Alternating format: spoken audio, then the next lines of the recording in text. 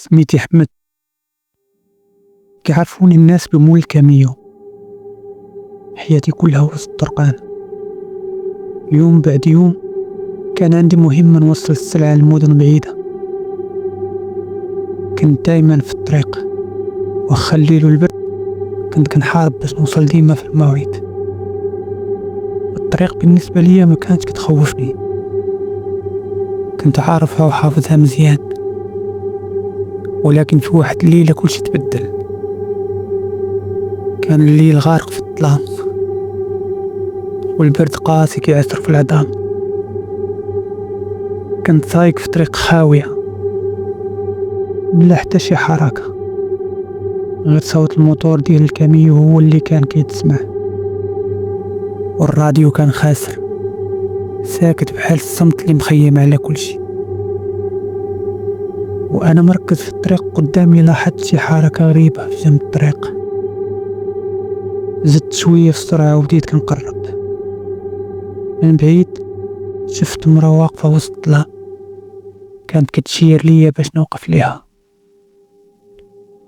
وقفت الكاميو وحداها، وكان عندي شوية ديال الشك. بصراحة ما كنتش عارف واش نوقف ولا لا. سولتها وانا متردد، فين غادية في هاد الظلام؟ جاوباتني بصوت هادي وبلا ما تشوف فيا، بغيتك غير توصلني للمدينة الجاية. وقفت شوية وانا كنحاول نفهم شنو اللي كاين في هاد المرا. لابسة لبس خفيف ماشي ديال هاد الجو، وعينيها كانت جامدة. حسيت بشي حاجة غريبة في الجو، ولكن قلت مع راسي ما يمكنش تخليها هنا بوحدها، لازم نعاونها. ركبت معايا وبديت كنرجع للطريق، ولكن مع كل متر كنت كنزيدو كان كيزيد عندي إحساس غريب. كانت شي حاجة ثقيلة في الهواء، بحال شي حاجة كتبعني. ولكن ما كنتش عارف أن هاد الرحلة هي البداية ديال شي حاجة غريبة وغادي تغير حياتي للأبد. ومشينا في الطريق وكل شي كان ساكت من غير صوت الموتور ديال الكاميو. الطريق كانت طويلة، وكل ما مشينا أكتر كان الظلام كيحاصرنا أكتر. كنت كنحاول نركز في السوقان، ولكن شي حاجة كانت كترهبني، بحال الا كاين شي ضغط في صدري. كنت كنشوف المرا في المراية ديال الكاميو، كان وجهها ما واضحش، ما كنتش قادر نشوف الملامح ديالها مزيان. لكن حاجة غريبة كانت كتخليني نحس بشي حاجة ماشي طبيعية. الحركة ديالها كانت غريبة، جالسة ساكتة ما كتتكلم أو تبين شي تعبير. قلت مع راسي شنو كدير هادي في هاد الطريق في هاد الوقت؟ ما كاين حتى شي حاجة كتدل على الحياة هنا. لكن ما قدرتش نوقف، كنت كنتسابق مع الوقت باش نوصل السلعة. كل ما مشينا كانت الطريق كتزيد تقلقني. الظلام كان كيتزاد، والهواء كان كيكون ثقيل. شوية شوية حسيت بشي إحساس غريب كيتصرف في الداخل ديالي، بحال إلا كنعرف المرا هادي من قبل. واحد اللحظة سولتها واش كتعرف الطريق مزيان؟ قالت بصوت هادي كنعرفها مزيان، غادي نوصلك بأمان. هاد الجملة خلاتني نحس بإحساس غريب، بحال إلا شي حاجة غادي توقع. كان الجو ساكت بزاف، والبرد كيختارق عظامي. كملنا في الطريق وانا كيصاحبني احساس ماشي عادي. المرة اللي كانت ساكتة قاع هاد الوقت ولاو عينيها باغين يقولوا شي حاجة، وانا كل ما داز الوقت كان كيزيد عندي شعور غريب، بحال شي قوة غير مرئية كتمشي معانا. وفي لحظة وقفت وحسيت بشي شعور غريب في القلب، كان صوت المرأة، ولكن ما كانش هو نفس الصوت. كان صوت من جوه مبهم. قالت لي: واش عرفتيني ولا مازال؟ هاد الكلمات كانوا بحال صدمة بالنسبة ليا. ما كنتش فاهم شنو كاين، ولكن قلبي كان كيضرب على الجهد. هاد السؤال كان شي حاجة ما كنتش مستعد ليها. واش كنتي كتعرفيني من قبل؟ جاوبت، ولكن الملامح ديالها بدات كتغير في عينيا. واش ما قلتيش على البنت اللي كنتي كتهضر معاها الميساجات في مواقع التواصل الاجتماعي؟ انا كنت ديما معك، ولكن ما عمرك شفتيني.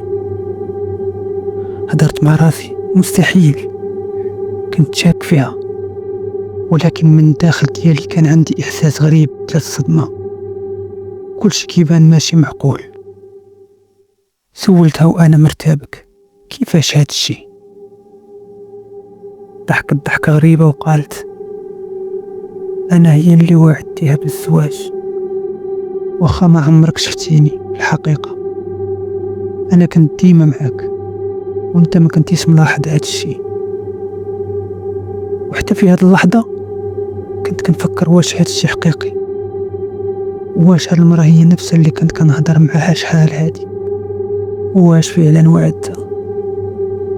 كان صمت تام، وصوت الريح فقط هو اللي مسموع، وكل ما كانوا كلمات ديالها كيغيبوا في الظلام كان إحساس بالخوف كيتزاد. وكان عندي يقين أن هاد الليلة غادي تبقى غامضة لآخر العمر. الطريق كانت كتخوف، ولكن وسط الظلام شعاع صغير ديال الأمل بدا كيبان. الكلمات اللي قالتها المرأة كانت كتدور في راسي، وكنت كنحاول نواجه الحقيقة اللي هربت منها. كنت واعدتها، قلت بصوت خافت وأنا كنعترف بالخطأ ديالي. فعلا كنت وعدت على مواقع التواصل الاجتماعي، كنا كنحلموا مع بعضياتنا، ولكن بلا سبب واضح هربت وخليتها بلا تفسير. وقفت الكاميو في جنب الطريق، وخديت نفس عميق، تلفت ليها أخيرا وواجهتها.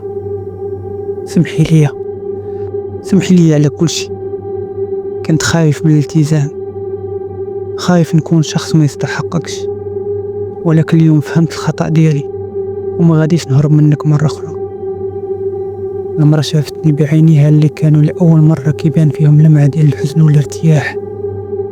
ابتسمت وقالت: الحقيقة أنك شجاع باش واجهتيني، ولكن كاين أمور كبر منك ومني.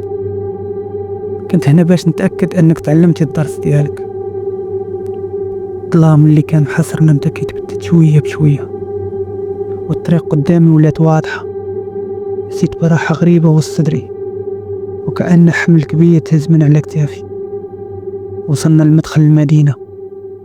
المرأة طلبات مني نوقف. نزلت بهدوء بلا ما تقول شي حاجة إضافية. قبل ما تمشي شافتني وقالت بابتسامة غامضة: ديما كاين طراق للضوء، ولكن خاصك تواجه الظلام ديالك باش توصل ليه. مشات وسط الظلام، وكنت كنشوفها كتمشي حتى غبرات تماما. رجعت للكاميو، ولكن وأنا كنحاول نكمل الطريق شفت شي حاجة وسط الكرسي اللي كانت جالسة فيه. جريدة قديمة، الورق ديالها ممزق شوية. خديتها وأنا كنحاول نفهم شنو كاين. فتحت الجريدة وكانت الصدمة. تاريخها كيرجع لسنين.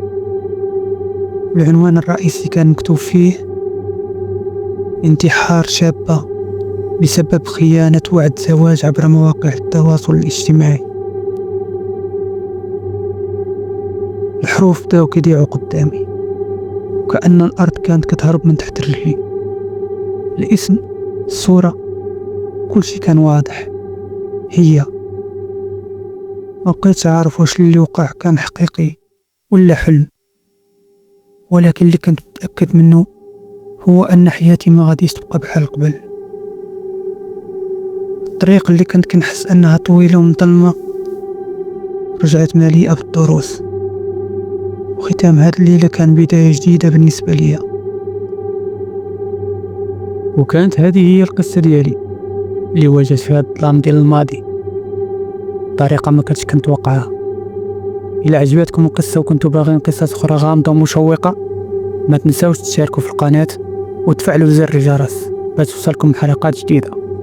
كتبوا لنا في التعليق ديالكم الرأي ديالكم في القصة، وشنو القصة اللي باغي نحكوا لكم عليها المرة الجاية. إلى اللقاء في قصة جديدة من مذكرات.